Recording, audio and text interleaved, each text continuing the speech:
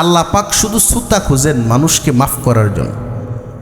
হযরত মুসা আলাইহিস সালামের যুগে একজন লোক, এমন একজন লোক, লাম ইয়ামাল হাসানাতান কত্তু, যিনি সারা জীবনে একটা আমলও করে নাই। নবীজির ভাষা। এ ভাই, সহিহ মুসলিম থেকে বলছি 6873 এবং 74 নং হাদিস। বিশ্বনবী বললেন, হযরত মুসা নবীর যুগে একটা লোক ছিল, লাম ইয়ামাল হাসানাতান কত্তু, একটা নেকিও করে নাই। কথাটা কি ক্লিয়ার বুঝতে পারছেন? এই লোক মৃত্যুর আগ মুহূর্তে অবাক এক কাণ্ড করে বসলো। ভাইজান আমার, এই লোক লক্ষ্য করে দেখে হযরত মুসা নবী যেই ওয়াজ করে এতে আমি ধরা পড়ে যাই। হযরত মুসা নবী বলে, আল্লাহ পাকের ইবাদত না করলে জাহান্নাম। আমি যদি মারা যাই, আল্লাহ পাক যদি আমাকে ধরে নেয়, তাহলে অবশ্যই আল্লাহ আমাকে জাহান্নামে দিবে।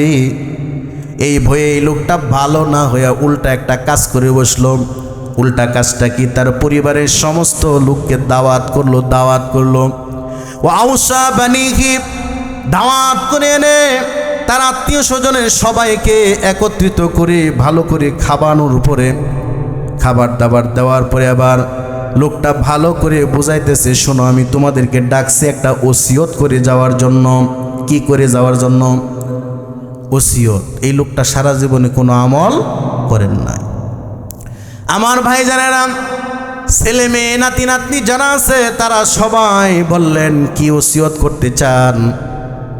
তখন ওই লোকটা বলল, শোনো, আমি যখন মারা যাব, ফাইজা মুত্তু আনা, আমি যখন মারা যাব, আমার লাশটারে হযরত মুসা নবী আলাইহিস সালামের নীতি অনুযায়ী, নিয়ম অনুযায়ী কবরে রাখবা না। আপনারা আছেন তো না ঘুমিয়ে গেছেন? এই লোক কি অবাক করা কাণ্ড করে বলে হযরত মুসা নবীর ধর্ম অনুযায়ী আমার লাশটা কবরে রাখার নিয়ম, জানাজার পরে। কিন্তু আমার একটা দাবি হলো, আমি যখন মারা যাব, ফাহরিকুনি, আমার লাশটারে সুন্দর কইরা তোমরা পূর্বা কবরে দিবা না, লাশটারে পূর্বা। সুম্মাসহাকুনি, আমার লাশে যে পোড়া কয়লা হইব এগুলোরই তোমরা সুন্দরভাবে পিসবা। পাতার উপরে শিল রাইখা যেমনভাবে পিসে, মরিচগুলা যেমনভাবে মিহি কইরা ভাটে, এইভাবে আমারে পিসবা। সুম্মাসহাকুনি, এমনভাবে আমারে পিসবা। পিসার পরে যখন একেবারে পাতলা কণায় পরিণত হব, তখন সুম্মা জারুনি নিসফাইন, আমার এই কয়লাগুলোরে 2 ভাগে ভাগ করবা, কয়লার গুরুগুলোরে। ভাইজান, আমার দিলটা মনটা খোলা রেখে শুনেন, হিংসা নয়, বিদ্বেষ নয়। ভাইজান আমার, নবী করিম সাল্লাল্লাহু আলাইহি ওয়াসাল্লাম বলেন, এই লোকটা বলল, আমার ওই পিসা ছাইগুলোরে 2 ভাগে বিভক্ত করবা, এরপরে নিয়ে যাবে ফিররি, বাতাসের কাছে। রিহ মানে প্রবল বাতাস, যেখানে প্রবল বাতাস হয় এটা হলো সমুদ্রের কাছে। নবীজি বলেন, এই লোকটা বলল, জারুনি নিসফাহু ফিল বাহরি ওয়া নিসফাহু ফিল বাররি, আমার ওই লাশের যে পিসা ছাইগুলো আছে, ওই ছাইগুলোর অর্ধেকটা সমুদ্রে বাসায়া দিবা, আর অর্ধেকটা ছাই যেটা আছে এটা প্রবল বাতাসে উড়ায় দিবা। ছেলে মেয়েরা জিজ্ঞাসা করে, আব্বা জান, আশ্চর্য কথা বলতেছেন, আমাদের নবীর ধর্মের রীতি অনুযায়ী আপনাকে কবরে রাখার কথা, কিন্তু আপনি বলতেছেন না আপনারে পুরায়া আপনার লাশের যে কয়লাগুলো আছে ওইগুলো সুন্দরভাবে পিষে এরপরে ওইগুলোরে 2 ভাগে ভাগ করে কিছুটা সমুদ্রে আর কিছুটা বাতাসে বাসায় দিতে বলতেছেন কেন? ওই লোকটার চোখের পানি ধরধর কইরা ছাইরা বলে, আহারে জানো না, হযরত মুসা নবী যে বয়ান করেন সেই বয়ান অনুযায়ী আল্লাহ পাক যদি আমারে পেয়ে যায়, এমন শাস্তি আল্লাহ দিবেন যে শাস্তি আল্লাহ আর কাউকে দেয় নাই। এই জন্য আমার ইচ্ছা, আমার তামান্না হলো আল্লাহ যেন আমাকে ধরতেই না পারে, আল্লাহ থেকে আমি পলায়া থাকবো। ওই জন্য আমার লাশটা পিচ্ছা পিচ্ছা কিছুটা সমুদ্রের পানিতে বাসায় দিবা, হাজার হাজার কিলোমিটার দূরে গিয়া সাইরে এই কণাগুলো বিলীন হয়ে যাইব। ওই ব্যক্তির ধারণা এমন। আর যেগুলো বাতাসে ভেসে যাবে ওইগুলোরও কোনো অস্তিত্ব থাকবে না। অতএব আল্লাহ আমাকে ধরতেই পারবে না, আমাকে শাস্তি দিবে কিভাবে? বলেন আল্লাহু আকবার। আরে এক পাগলের খেলা বলতেছি বাজান, আমার পাগলের খেলা। আল্লাহর পাগল দেওয়ানা হয়ে গেছে, তার পরিবারের যারা আছে সবাইকে বলে গেছে এই কথা। আগের যুগের মানুষেরা কিন্তু তেমন একটা তদন্ত করতো না। আব্বা বলছে বাস মানতো, দাদাই বলছে তাই মানতো। কি এটা ধর্মে আছে না নাই জানি না, বাস আব্বা ওসিয়ত করে গেছে, এই জন্য সন্তানাদি যারা আছে সবাই মিলে তাই করলো। নবীজির ভাষায় ফালাম্মা মাতা ফাআলু বিহি, এই লোকটার সঙ্গে তাই করা হলো। এই লোকটা মরে যাওয়ার পরে তার লাশটারে পোড়ানো হইল, এরপরে কয়লাগুলোরে সুন্দরভাবে পাটার ভিতরে পিষা হইল। পিষার পরে সমুদ্রের ধারে নিয়ে প্রত্যেকটা ছাই প্রত্যেকটা কণা এইগুলো সমুদ্রের মধ্যে ভাসায় দিল, আর অর্ধেকটা ছাইয়ের কণা হাওয়ায় ভাসায় দিল। এরপরে আল্লাহ পাক রব্বুল আলামিনের ক্ষমতা আছে না নাই? আল্লাহর ক্ষমতা আছে না? আল্লাহ পাক রব্বুল আলামিন থেকে পলায়ন করার জন্য, আল্লাহর কাছ থেকে পালানোর জন্য এই লোকটা কিন্তু চেষ্টা করছে। বাজার আমার দিলের কানটা খোলা রেখে শোনো, আল্লাহ পাক রব্বুল আলামিন এবার জমিনকে আদেশ দিলেন, প্রথমে সমুদ্রের পানিকে আদেশ দিলেন, ইয়া বাহার আদ্দি মা আখস্তি মিন আবদি হাযা। আল্লাহু আকবার। হে সমুদ্রের পানি, তোমার ভিতরে আমার বান্দার যে ওই ছায়ের কণাগুলো আছে ওইগুলো আমার কাছে জমা দাও। আল্লাহ যদি জমা চায় সমুদ্র দিবে কি দিবে না? সমুদ্র ওই যে ছায়ের কণাগুলো আছে ওইগুলো জমা দিয়া দিল।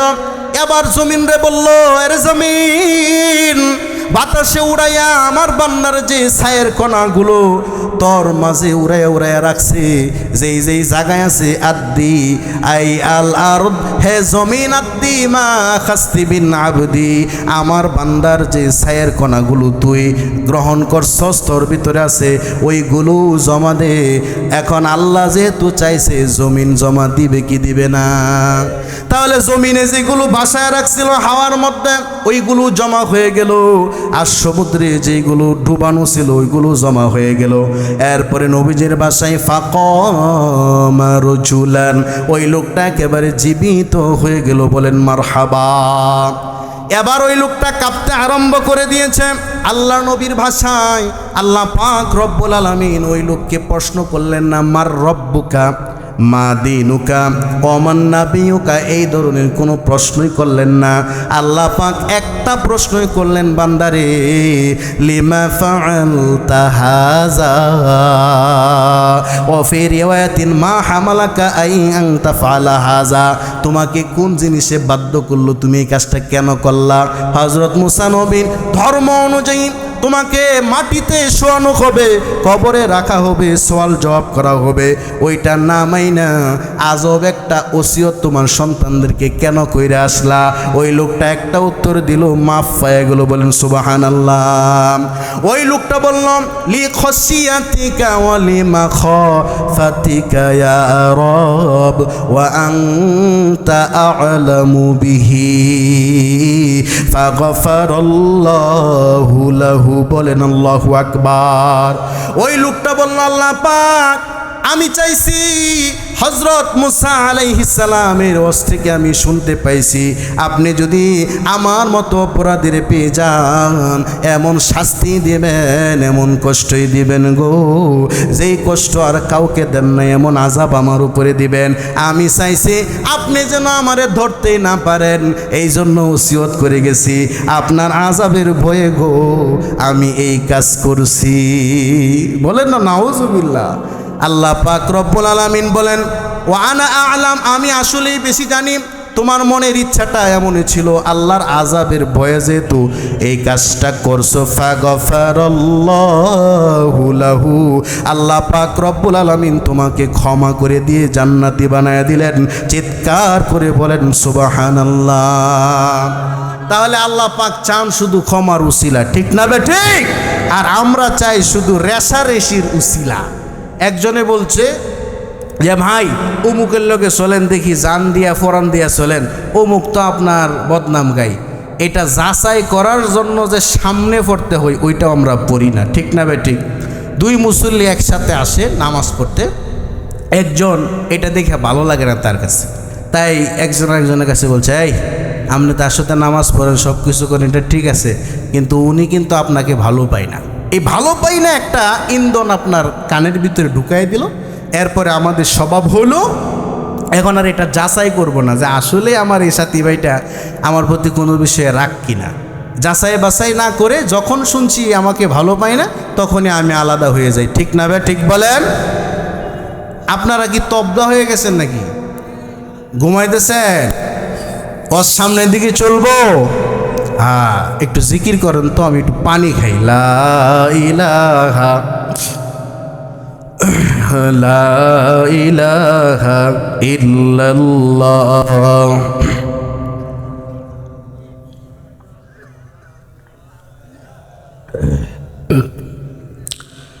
হাসবি রব্বি জাল্লাল্লাহ মা ফি কলবি গায়রুল্লাহ। জোরে হাসবি রুল্লাহ মা ফি কলবি গায়রুল্লাহ। নবী মুহাম্মদ সাল্লাল্লাহু লা ইলাহা লা ইলাহা ইল্লাল্লাহ লা ইলাহা লা ইলাহা ইল্লাল্লাহু মুহাম্মাদুর রাসূলুল্লাহ। জবান খুলে পড়েন সাল্লাল্লাহু আলাইহি ওয়াসাল্লাম। তার মানে আল্লাহ হলেন রহমান, আল্লাহ হলেন রহিম, আল্লাহ দয়ালু। আল্লাহ শুধু উসিলা খোঁজেন, কোনো একটা উসিলা পাইলেই বান্দারে মাফ করে দেন। তেমনিভাবে নবীও এইরকম, নবীর চরিত্র এমন, তিনি দয়ালু, তিনি মায়াবী, তিনি হলেন রহমাতাল লিল আলামিন। এই বিশ্বের জন্য তিনি দয়ালু, তিনি মায়াবী। আমি যে আয়াতে কারিমাটা তেলাওয়াত করলাম, এর ভিতরে নবীকে আল্লাহ পাক বলেন ফাবিমা রহমাতিম মিনাল্লাহি লিনতা লাহুম। ওগো নবীজি, এখানে আগে একটা কথা বুঝতে হবে। হযরত উমর রাদিয়াল্লাহু তাআলা আনহু নবীজির কাছে অভিযোগ নিয়ে আসছেন, অনেক কাফির বেঈমানরা আপনারে মারে, গালি দেয়, টিটকারি দেয়, এগুলোর প্রতিবাদ করার জন্য আপনি কেন আমাদেরকে বলেন না? আবার আপনি তাদের হয়ে ক্ষমা কেন চান? আচ্ছা, আপনি কেন ক্ষমা চান? আপনারা এত ধৈর্য হবেন না। এই ফুলপুরের মানুষ, তারাকান্দার মানুষ, সারা রাত্র মাহফিল শোনা মানুষ, ঠিক না ভাই? ঠিক বলেন। এই সবে মাত্র মাহফিল শুরু হইল, অনেক বক্তা আছে, ভালো ভালো আলোচনা করেন। আমি এই এলাকায় একেবারেই নতুন, এই জন্য হয়তো শুনতেছেন না। অনেক জায়গাতে 3টা 4টার পরে যদি মিসাল হিসাব আসে, যেই সকল জায়গায় আমাকে চিনে আর কি, বাস বসে থাকবো, একটা লোকও যাইব না যেগুলো আমাকে চিনে। তাই এলোমেলো করবেন না। এই জায়গাটা আসলে আমি চাইছিলাম একটু সুন্দর কইরা সংক্ষিপ্তভাবে আপনাদেরকে আলোচনা উপহার দিতে। আমি এই আয়াতের বিষয়টা নিয়ে আলোচনা করব। এটার শানে নুজুল এবং 2টা হাদিস, সহিহ হাদিস আমি শোনাবো ইনশাআল্লাহ। তে দেখেন, চতুর্দিকে আঘাতপ্রাপ্ত হন নবীজি, কিন্তু নবীজি নিজেও কোনো কিছু এগুলোর প্রতিবাদ করেন না, সাহাবাই কেরামদেরকেও প্রতিবাদ করতে দেয় না, উল্টা আরও আল্লাহর কাছে ক্ষমা চায়, আল্লাহ এদের মাফ করে দেন। নবী কত দয়ালু দেখছেন, ঠিক না ভাই? ঠিক বলেন।